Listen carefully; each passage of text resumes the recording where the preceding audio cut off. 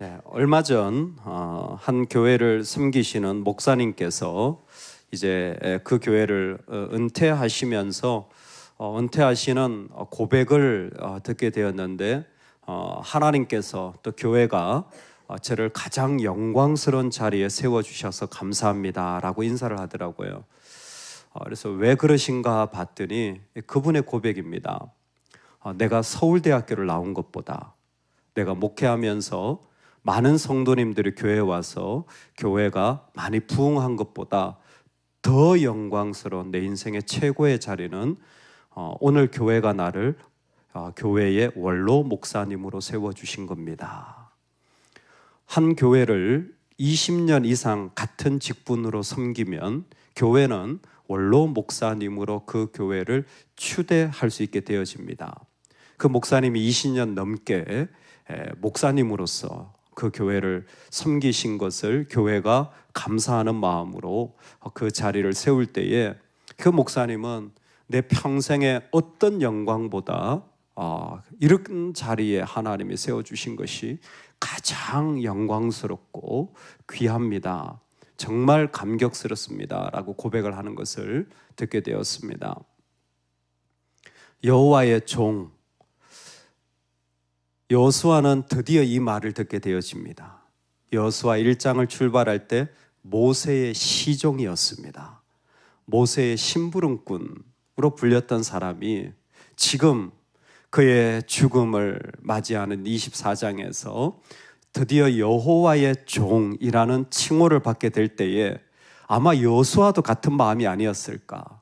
정복하고 땅을 분배하고 수많은 영광스러운 시간이 있었지만 그 모세가 하나님 앞에 받았던 타이틀 여호와의 종이라는 그 명칭으로 불려질 때 아마 가장 영광스럽고 가장 하나님 앞에 감사하는 그 마음을 올려드릴 수 있는 그 자리에 지금 서게 되어진 겁니다. 여러분, 우리도 하나님 앞에서 살아갈 때에 정말 그 시간을 하나님이 부르신 자리에서 길게 섬겨서 하나님이 인정하시는 자리에 설 수 있기를 주의 이름으로 축원합니다. 하나님이 인정해 주는 자, 그게 바로 여호와의 종이라는 의미입니다. 여호와의 종이라는 의미의 가장 큰 의미는 하나님께 온전히 충성했다라는 거예요. 여러분, 정말 그 한 분이 그 교회에 온전히 충성하는 집안이 있어요. 여러분, 그런 집안이 좀 되어지시기 바랍니다. 그런 가문이 되어지시기 바랍니다. 온전히 그 하나님 앞에 충성된 종으로서 세워진 자리가 바로 여호수아의 마지막 그 타이틀이었습니다. 사실은 모세를 이어서 누가 사역할 수 있겠습니까? 모세의 가장 큰 사역은 물론 출애굽도 있지만 모세는 율법을 받은 사람입니다. 이스라엘의 정신적인 삶의 중요한 규칙까지 그 뼈대를 완성한 사람이 모세예요. 이런 걸 독보적이라고 말하죠. 모세를 대신할 수 있는 사람은 없어요. 그런데 그 모세의 뒤를 이은 여호수아를 하나님은 모세만큼이나 같은, 어떻게 보면 그와 같은 자리에 충성했다고 지금 여호수아를 하나님이 인정해 주시는 거죠. 물론 객관적으로 비교해 봐도 여호수아와 모세는 사실 모세의 탁월함을 이길 수 있는 사람, 이기지는 못하는 것 같아요. 간접적으로도 여호수아는 110세까지 삽니다. 모세는 120세까지 살아요. 10년 차이가 뭐냐? 그럴 수도 있겠지만 어떻게 보면 하나님이 모세를 사용하신 그의 탁월함, 그의 하나님을 향한 순종함은 비교할 수가 없는 종입니다. 그럼에도 불구하고 모세만큼이 안 된다고 할지라도 그 자리에서 충실하게 섬긴 종이 여호수아고, 하나님은 그 사람을 여호와의 종이라는 이 귀한 자리에 세워주시는 것입니다. 더욱 놀라운 것은 여호수아와 장로들이 사는 모든 날 동안 여호수아와 장로들이 사는 모든 날 동안 이스라엘은 여호와를 섬겼다라는 거예요. 이 여호수아가 가르쳐준 마지막 레슨입니다. 여러분, 누가 믿음으로 충성스러운 여호와의 종으로 섬길 수 있을까요?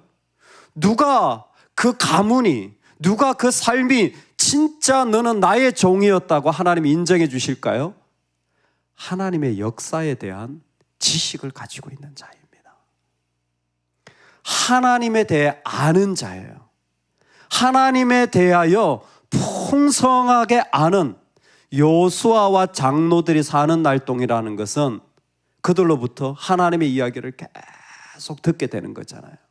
그들로부터 생생한 하나님의 이야기를 알게 되잖아요. 그때는요, 모두가 하나님을 다 잘 섬깁니다. 그때는 하나님에 대한 삶의 자리가 삐뚤어지지 않아요. 그때가 언제냐?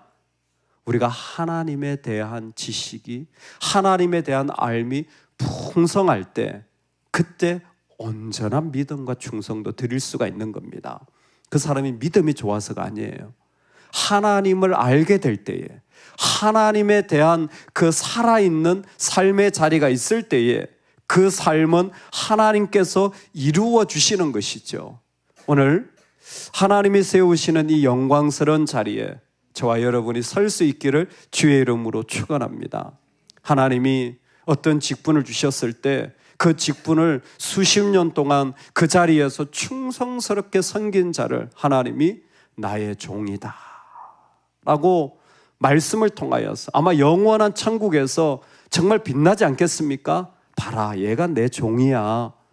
얘가 내 교회를 위하여 이렇게 수고했어. 근데 그 충성은 그냥 온 것이 아니라 그가 의지가 좋아서가 아니라 하나님을 알고 있는 지식이 깊은 그 삶이었기 때문에, 그것이 그의 가정에는 계속 흘러가기 때문에 그와 같은 복을 누리지 않았을까. 이와 같은 삶의 예가 요셉인 것 같습니다. 요셉의 그 장사됨이 여기에 적혀져 있는데 애굽에 있을 때 이미 믿음으로 바라보고 내 관을 그 땅에 가서 장사 지내라, 가나안 땅에 나를 묻게 해라. 그래서 묻혀지는 장면이 나와요. 마지막으로 나오는 사람이 누구냐면 여호수아와 더불어서 엘르아살입니다. 여호수아서의 마지막이 엘르아살이에요. 여러분, 엘르아살 잘 모르시죠? 엘르아살은 모세의 형이 아론이지 않습니까? 아론에게 네 아들이 있어요. 근데 첫 번째, 두 번째 아들이 나답과 아비후가 하나님이 명하지 않은 불을 성소에 드리려고 할 때 하나님의 진노에 즉사합니다. 죽게 됐죠. 그리고 나서 세 번째, 네 번째 아들이 이다말과 엘르아살이에요. 그때에 이 나답과 아비후를 대신하여, 그리고 믿음 없는 아론, 우상을 만들었잖아요. 금송아지를 만들잖아요. 그래서 호르산에서, 즉 하나님의 산에서 모세가 아론을 대신하여, 아론이 죽고 그 옷을 엘르아살에게 입혀줘요. 대제사장의 역할을 감당하는 것이죠. 엘르아살의 놀라운 지혜가 뭐냐면 고라당이 모세에 대하여 반역하잖아요. 너만 레위냐, 너만 리더냐, 항상 이런 분열이 있어요. 우리가 왜 당신 말 들어야 되냐, 항상 이런 분열이 있어요. 그때 이 엘르아살의 중심을 딱 잡습니다. 영적인 질서를 잡은 사람이 엘르아살이에요. 쓸데없는 소리 하지 마. 어디 감히 하나님이 세운 종한테 그래. 하나님 고라당을 심판할 때에 그들이 반역한 것을 반대로 영적인 질서를 회복하는 중심의 사람이 이 엘르아살이에요. 놀라운 사람이 있죠. 하나님이 엘르아살을 사용해서 이 광야 동안에 성전의 모든 기구를 관리하게 하고 나중에 여호수아를 리더로 세운 사람이 엘르아살이에요. 그리고 이 모든 땅 분배에 같이 참여하게 되어집니다. 이 얘기는 뭐냐면 그가 영적인 조언과 기도로 이 모든 일을 동력했고 여호수아가 죽을 때 엘르아살도 죽음을 맞이하게 돼요. 엘르아살의 복이 저는 제일 크다고 생각합니다. 왜요? 그의 아들이 비느하스예요. 하나님의 언약을 맺으신 비느하스. 그 음행하는 이스라엘 백성들을 보면서 그 창으로 들어가가지고 그를 찔러서 심판하게 한, 그래서 하나님이 그 아브라함 언약, 다윗 언약, 이 놀라운 언약을 맺을 때 비느하스 언약을 맺어줘요. 그 엘르아살이 이 믿음의 복을 자녀로부터 받게 됐고, 오늘 장사되어지는 게 어디냐면 바로 그 비느하스 아들의 땅에, 그 비느하스가 섬기는 살아가는 자리에 장사되어지는 것은 하나님이 지금 그 집안을 영적으로 그리고 육적으로 축복해 가고 계시다라는 거예요. 그래서 사실 요수아의 자녀들은 믿음이 그렇게 잘 세워지지 않아요. 근데 엘르아살의 자녀는요, 하나님 앞에 더 귀한 제사장으로 하나님 앞에 세움받게 되어져요. 이 제사장 계열이 나중에 이제 11개에 가면 참 재밌어요. 중간에 갈라지는데도 불구하고요, 하나님은 이 엘르아살의 이 믿음의 자리를 사용하셔서 다시 이 사역이 계속되어지도록 이 계열을 사용하십니다. 이게 참 중요해요. 우리가 볼 때는 별거 아닌 것처럼 보여도요, 교회의 영적인 질서를 세워가는 사람들이 있어요. 그 영적인 영향력을 끼치는 사람들이 있어요. 누가 대제사장이냐 묻는다면 우리 모두가 제사장입니다. 이미 세례받은 모든 하나님의 백성들이 제사장이에요. 근데 그 가운데 이 질서를 흐트리는 자들도 있고 그 질서를 세워가는 자들도 있어요. 종이 한 장 차이예요. 어차피 사람이 모였고 어차피 죄인이 모였고 뭐 너나 나랑 뭐나 다릅니까? 좀 돈이 있으면 힘이 있고 좀 나이가 있으면 힘이 있고 그리고 그 교회 오래 다녔으면 힘이 있고 인간의 세상은 다 똑같습니다. 그런데 엘르아살은 다른 거예요. 영적인 중심으로 하지 말아야 될 것, 해야 될 것, 그리고 그 가운데 하나님 앞에 자신이 대제사장이지만 요수아를 순종하면서, 자신이 대제사장이지만 요수아를 순종하면서 그를 세워가는 거예요. 그럴 때에 하나님이 가장 축복받은, 저는 결론으로 봤을 때는 가장 축복받은 사람이 엘르아살이라 생각해요. 그래서 그 집안을 하나님이 복되게 하시고 그의 마지막 죽음도 하나님 기억하셔서 아름답고 영광스럽게 세워주는 장면. 어떻게 보면 요수아와 엘르아살은 그의 삶의 마지막에 하나님이 모두 인정해 주시는 종이 되어진 거예요. 요수아는 여호와의 종이라는 구체적인 타이틀을, 엘르아살은 그 믿음의 계보를, 비록 그의 형제들 가운데 그의 부모님 가운데는 참 믿음 없는 모습이 있었지만 엘르아살은 정말 믿음으로 살았고 그의 자녀는 오히려 하나님 앞에 언약의 그 역사를 걷는, 획을 걷는 그런 놀라운 축복의 가정으로 하나님이 세워주시는 이 복이 바로 여기에 있었던 것입니다. 여러분, 우리에게 이 복이 있기를 원합니다.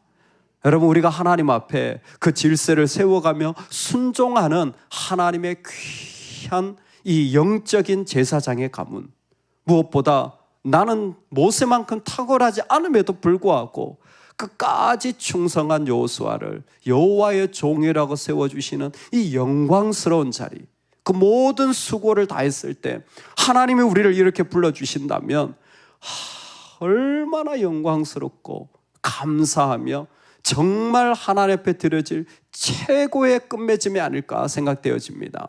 오늘 우리가 살아가는 삶이 이 요수아와 엘르아살 같은 축복이 있기를 간절히 축원합니다. 아멘, 아멘.